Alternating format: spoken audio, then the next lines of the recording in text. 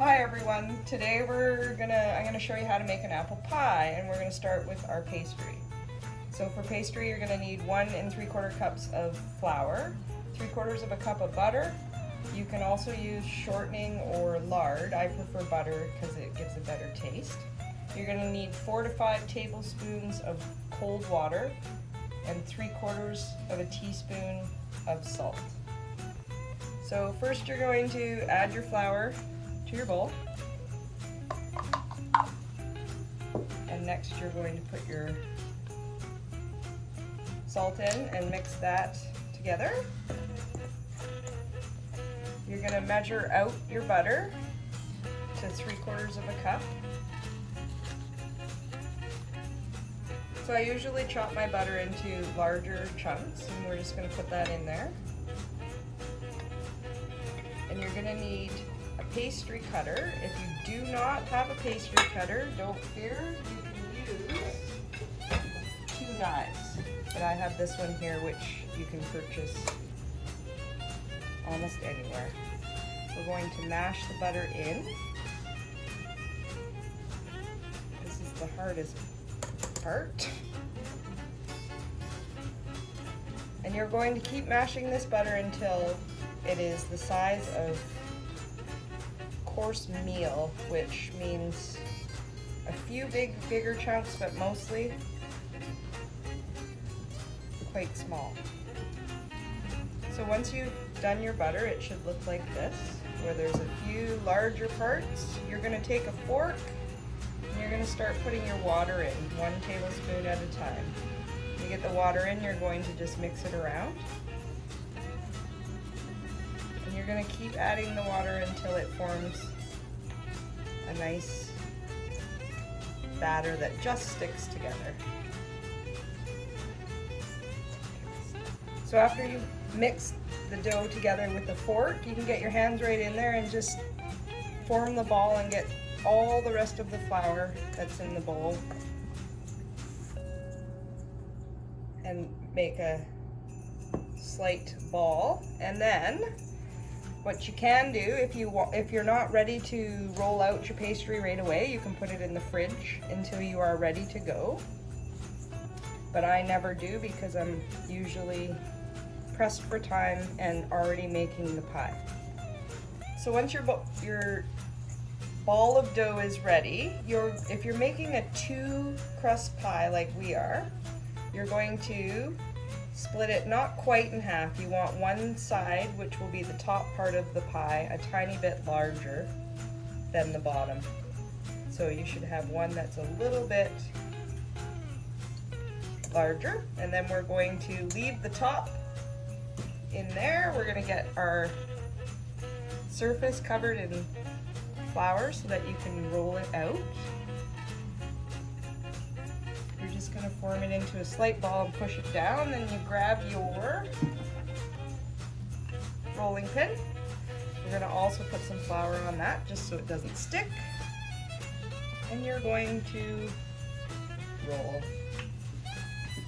I try and get it as symmetrical as possible, but it doesn't really matter in the long run.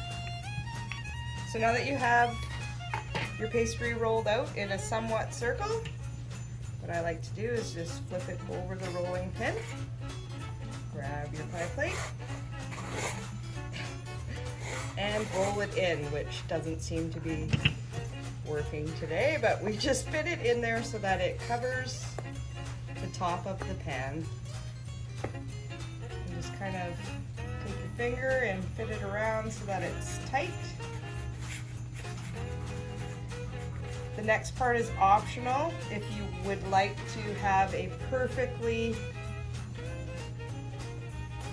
symmetrical pie, you can cut the pastry with the back of a knife just around the pan.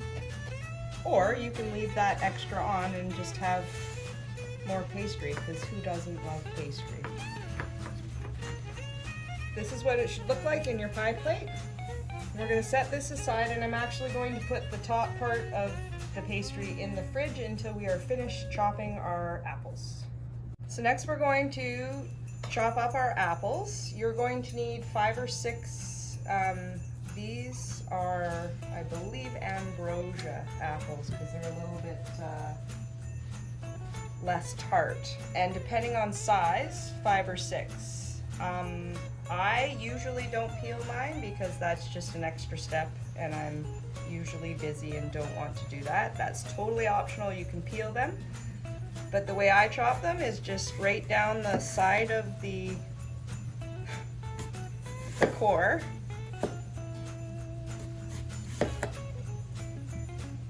Like so.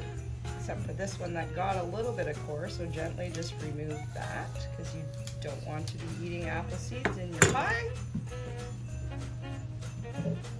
And we literally just slice them up. Somewhat uniform. This way usually works a bit better. We'll get rid of that seed.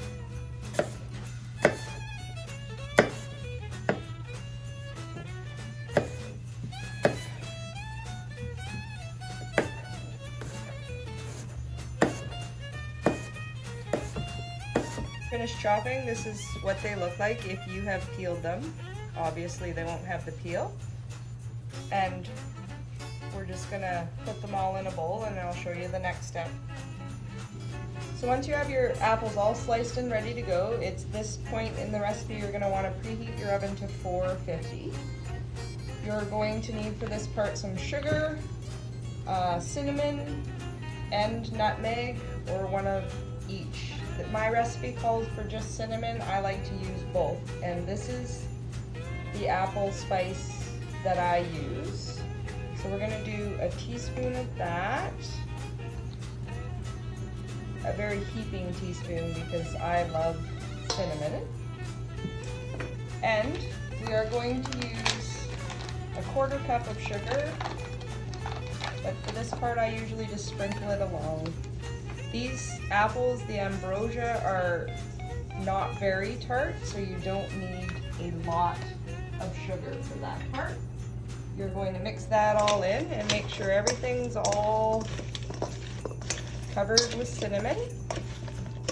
One other little tidbit I'm going to give you. If you have an apple that is extremely juicy, when you put it into your pie, you can add a tiny bit of flour dusting on the top, just so it doesn't all billow out of your pie.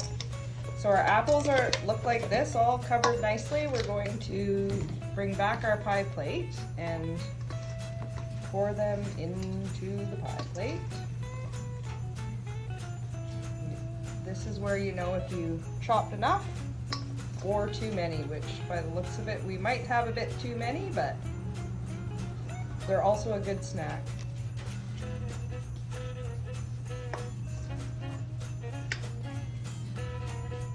Just till it's heaping. You can put a few more in the middle because they will, as they bake, fall down a bit, so that will be all right by the end. That's what it should look like at this point, and we are now going to, oh, sorry, forgot, we dot it with a tiny bit of butter. So you just throw some on all the way around. And then our next step is we are going to roll out our top crust. So now we're going to roll out our other chunk of pastry for the top.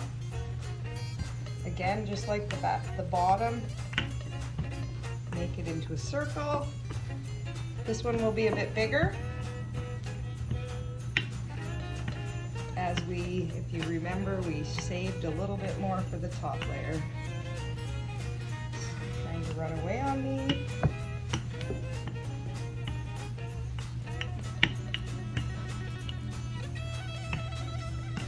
So once you have it rolled into your circle, we're going to roll it up onto the rolling pin and bring our pie back. And for this step, you're just going to lightly put a little tiny bit of cold water around the edge. This just helps it seal so that it holds all the juice from the apples in, instead of bubbling over into your oven. There we are. We just pull this on. Now next step, you're going to flute it, which is you just push it down onto the other crust so that it seals where you put that water. And I usually just use 2 fingers and kind of squeeze them together. It does not have to be perfect.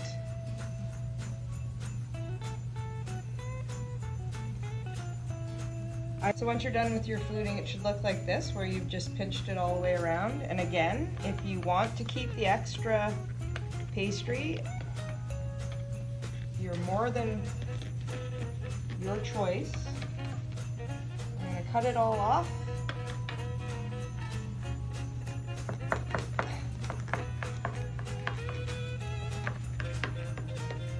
Then we're going to slash gently. Just take your serrated knife. I like to make a little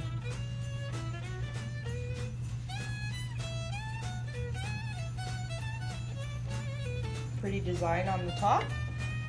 We're going to place that onto a baking dish just in case anything should happen to boil over, and you're going to place it in your oven at 450 for 15 minutes until the crust is golden brown. Then you're going to lower the temperature of the oven to 350 and you're going to bake it for 45 to 50 minutes or until the apples are soft. So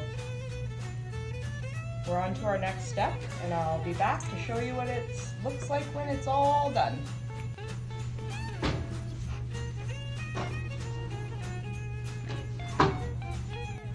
So here we are, it's come out of the oven after approximately 50 minutes, and this is what your apple pie should look like. I hope you guys enjoy. Have a Merry Christmas.